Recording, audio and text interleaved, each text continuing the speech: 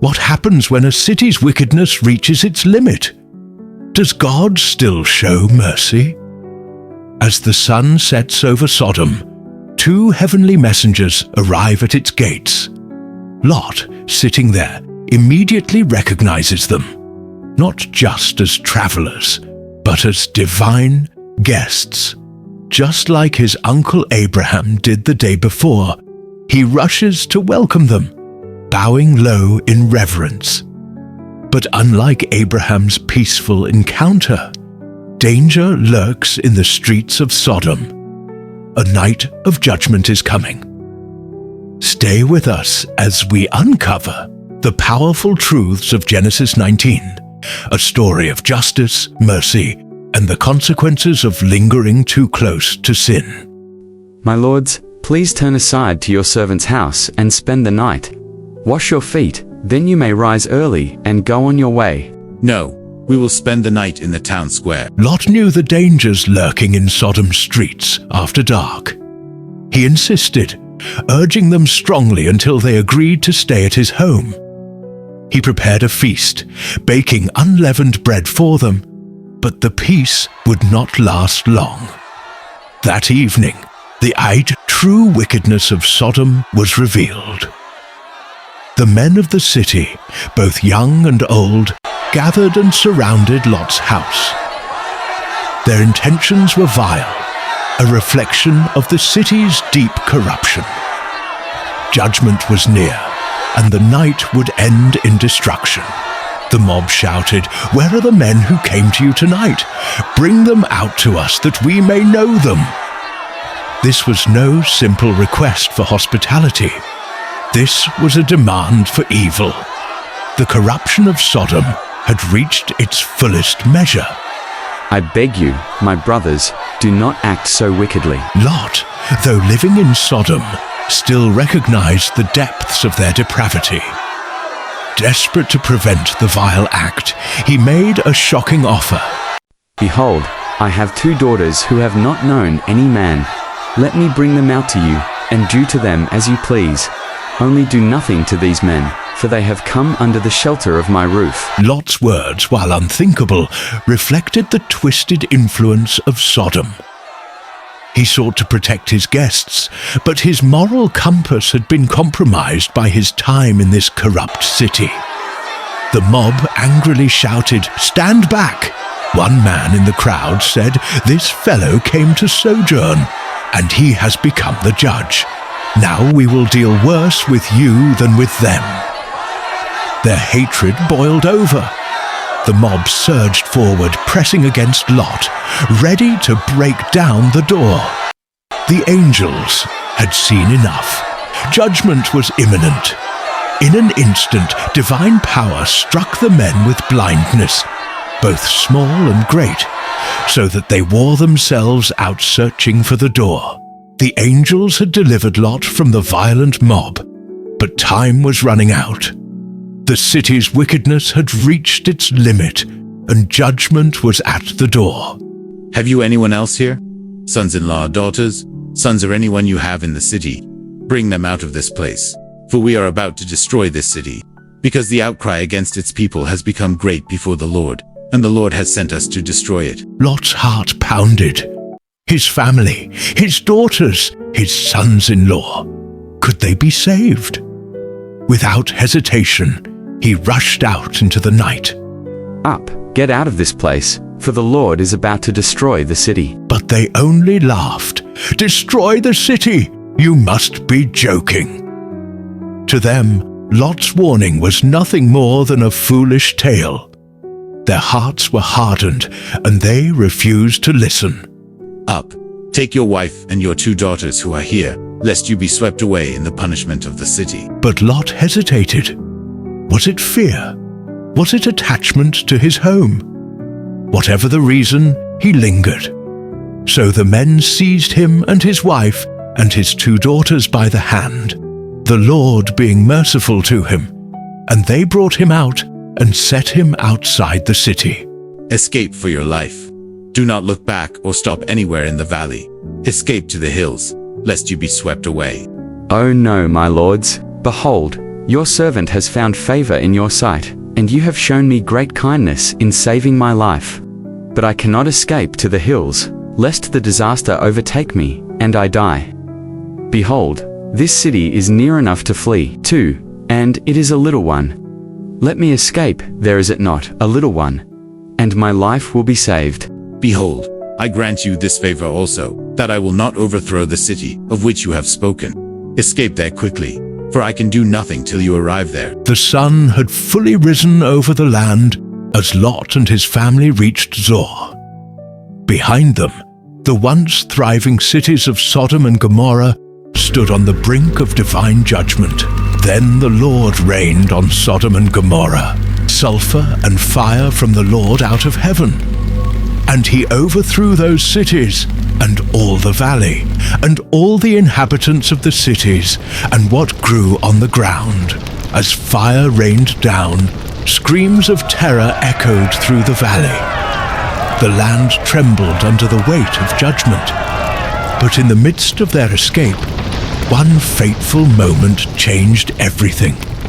But disobedience carried a heavy price. Lot's wife, behind him, looked back, and she became a pillar of salt. In an instant, her longing for the past sealed her fate. She stood frozen, silent, motionless, forever a reminder of the cost of looking back when God calls us forward. As the smoke rose like a great furnace over the ruins of Sodom and Gomorrah, another figure stood watching from a distance. Early that morning, Abraham returned to the very place where he had pleaded with God for the city. He looked down toward the valley, but where bustling cities once stood, there was now only desolation. The land was scorched, the heavens still heavy with the weight of judgment. Yet, even in wrath, there was mercy. God had remembered Abraham's intercession, and, because of him, had spared Lot from the destruction. A powerful reminder that the prayers of the righteous truly matter. Now Lot went up out of Zoar and lived in the hills with his 2 daughters, for he was afraid to live in Zoar. So he lived in a cave with his 2 daughters. Our father is old, and there is no man on earth to come into us after the manner of all the earth. Come, let us make our father drink wine, and we will lie with him, that we may preserve offspring from our father. In their fear and isolation, they took matters into their own hands, following the ways of the corrupt city they had fled. So they made their father drink wine that night, and the firstborn went in and lay with her father. He did not know when she lay down or when she arose. The next day the firstborn said to the younger, "Behold, I lay last night with my father. Let us make him drink wine tonight also. Then you go in and lie with him, that we may preserve offspring from our father." Thus both the daughters of Lot became pregnant by their father. The firstborn bore a son and called his name Moab. He is the father of the Moabites to this day. The younger also bore a son and called his name Ben-Ami. He is the father of the Ammonites to this day. So, what do we learn from this story? God's kingdom is founded on righteousness and justice. Sodom's destruction reveals that while God is merciful, he does not ignore sin. His justice ensures that wickedness will not prevail. Yet he is always willing to save those who turn to him, just as he rescued Lot. Psalm 89:14. Righteousness and justice are the foundation of your throne. Steadfast love and faithfulness go before you. Lot's choices nearly cost him everything. Lot chose to settle near Sodom for its prosperity. Genesis 13:10-11. But in doing so, he exposed himself and his family to a wicked environment. Even after seeing its corruption, he lingered, hesitating to leave. His attachment to Sodom nearly led to his destruction, proving that where we set our hearts and dwell matters. Proverbs 14:12. There is a way that seems right to a man, but its end is the way to death. God's mercy provides a way of escape. Lot hesitated, but God, in his mercy, sent angels to physically lead him and his family out. This mirrors how Jesus is our way of salvation, pulling us from destruction when we put our faith in him. 1 Thessalonians 1-10. Jesus who delivers us from the wrath to come. God listens when we pray for others. Lot was spared because of Abraham's prayers. This reminds us that our intercession can make a difference in the lives of others. The prayer of a righteous person has great power as it is working. Lingering in sin Cain cost us everything. Lot's wife looked back and turned to salt. She couldn't let go of the past. Jesus warned us against this in Luke 17:32, saying, "Remember Lot's wife." We must not hesitate when God calls us out of sin. Philippians 3:13-14. Forgetting what lies behind and straining forward to what lies ahead, moral decay leads to destructive decisions. Even after escaping judgment, Lot's daughters fell into sin, making immoral choices out of fear rather than faith. Their actions birthed the Moabites and Ammonites, nations that later opposed Israel. This warns us of the dangers of allowing the influence of a sinful culture to shape our decisions. Romans 12:2.